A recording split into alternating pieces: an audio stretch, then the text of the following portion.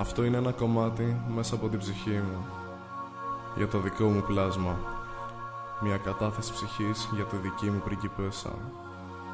Για σένα καρδιά μου, κάτι για να έχεις να με θυμάσαι. Έτσι απλά να το ακούς καθώς γκριζάρουν τα μαλλιά σου και ο χρόνος σε ακουμπά. Αυτό είναι για σένα. Ναι, είμαι εγώ που σου μιλάω και στα μάτια σε κοιτάω, ψάχνοντας να βρω ευτυχία στη δική μου την πορεία. Σε πόλεις μαγικές, περιπλανητικά, μονάχος τριγυρνούσα, δεν απελπιστικά, καθώς έψαχνα να βρω τη δική μου πριγκιπέσα. Την όμορφη, την τέλεια, μοναδική γυναίκα. Κάπως έτσι και σε βρήκα σε αυτή τη διαδρομή, όταν σε αντίκρισα και ήμουνα ειλικρινής όταν σου είχα πει πως σε είχα ξαναδεί, πως στην προηγούμενη ζωή ήμασταν ξανά μαζί.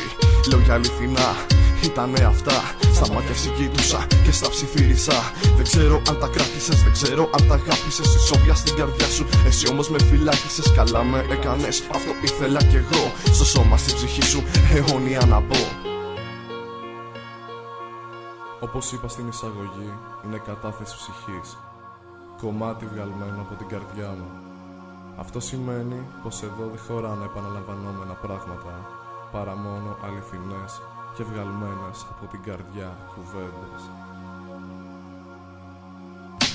Δεύτερο κουπλέ κι απ' την καρδιά μου αυτογραμμένο. Για σένα που με έμαθες όντως να περιμένω. Σε μέρη ονειρεμένα όπως είναι η ψυχή σου.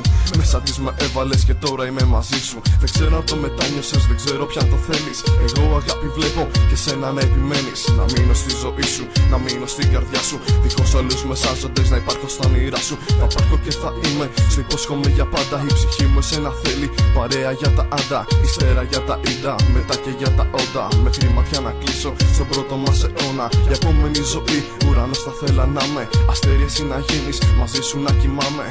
Νύχτες ατελείωτες μαζί να τις περνάμε. Αιώνες να μετράμε και να τους ακουμπάμε.